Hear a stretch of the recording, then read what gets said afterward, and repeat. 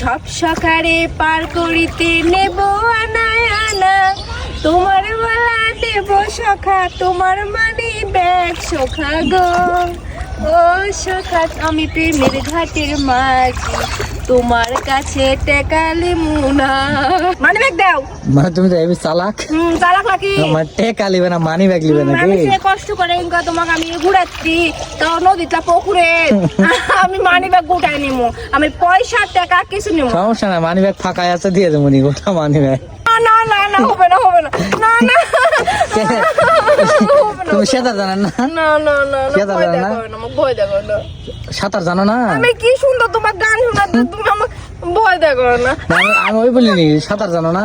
সাঁতার জানি কিন্তু মেলা দেখো অনেক গভীর, দেখো এখন হাত দিয়ে পাওয়া যাচ্ছে না। তুমি আমার মনের মাঝি, আমার নয়ন। হ্যালো ভিউয়ার্স, আসসালামু আলাইকুম। সবাই কেমন আছেন? বৃষ্টি আসলে খালি মন ছটপট করে কখন আমি বৃষ্টির পানিতে ভিজবো, কিন্তু তোমাদের ভাই আমাকে এক ন পানিতে ভিজবে দেয় না, খালি বলে তোমার অসুখ হবে। আমি কোনো কথাই শুনবো না, আজকে তোমাদের ভাই একলাই ভিজবো। এই মাঠে বৃষ্টির দিনে তোমাদের ভাই আমাকে প্রথম দেখেছিল, আর আজকে এই মাঠে আমরা দুইজন ভিজিতি। কার কপালে কে লেখা থাকে কেউ জানে না। আমি কি জানো থুনু, যাক আমার পছন্দ না, যাক আমি দেখতে পারি না, ভালো লাগে না, তার সাথে আমার প্রেম হবে, তার সাথে আমার বিয়ে হবে, তার সাথে আমার সারা জীবন থাকা লাগবে। কি অদ্ভুত একটা নিয়তি, তাই না? নিয়তি কার সাথে কাক লাগায় দেয় আমরা কেউ বলতে পারবো না। তোমাদের ভাইয়াকে ভালো না লাগতে লাগতে কখন যে ভালোবেসে ফেলুছুনো তা আমি বলবে আরো পারবো না। 3 বছর পর তোমাদের ভাইয়ার কাছে আমি গেছিলাম প্র্যাকটিক্যাল খাতা আঁকাবার দিবার, তখন আমার এসএসসি পরীক্ষা শুরু হবে।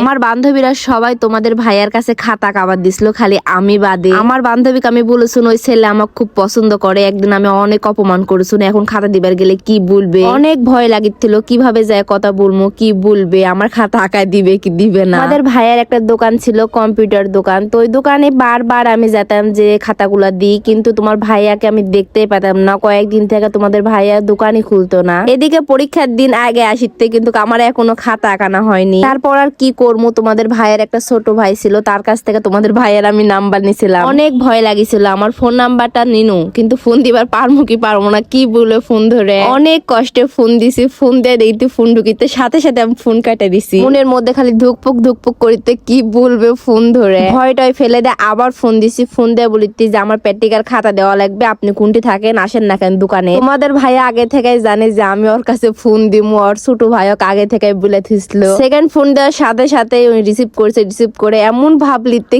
কে, তখন আমি বলেছি আমাকে আপনি চিনে পারবেন না, দোকান টোকান খুলেন, আমি আপনার কাছে খাতা দিমু, প্র্যাকটিক্যাল খাতা আমার আঁকানো লাগবে। তোপার থেকে কথা আসলো যে আচ্ছা ঠিক আছে, সকালবেলায় আমি দোকান খুলবো, তাড়াতাড়ি চলে আসেন। আরেকটা কাহিনী কি জানেন, আপনারা শুনলে অবাক হয়ে যাবেন, ছতরেক আমি চিনবারই পারিনি প্রথম দেখা, কারণ 3 বছরের মধ্যে তাকে আমি কোনোদিনই দেখিনি, কোনোদিন আমার চোখের সামনেও আসেনি, কোনোদিন দেখাও হয়নি। সেদিনের পথে তোমাদের ভাইয়ের সাথে আমার মাঝে মধ্যে কথা হচ্ছিল, এর মধ্যে কয়েকটা ছেলে আমার ফোন নাম্বার পায় আর আমার খুব ডিস্টার্ব করা শুরু করে। আমি আবারও তোমাদের ভাইয়াক ভুল বুঝি আর অপমান করি যে আপনি আমার ফোন নাম্বার দিছেন। আপনাদের ভাইয়াক আমি এত অপমান করছি, এত গালি দিছি, কোনোদিনই বেচারা কোনো কথার উত্তর দেয়নি। আবারও কথা বলা আমাদের বন্ধ হয়ে যায়। আবারও কিভাবে কথা বলা শুরু হয়েছে তো নেক্সট ভিডিওতে আবারও বলবো। সবাই ভালো থাকবেন, সুস্থ থাকবেন, আসসালামু আলাইকুম।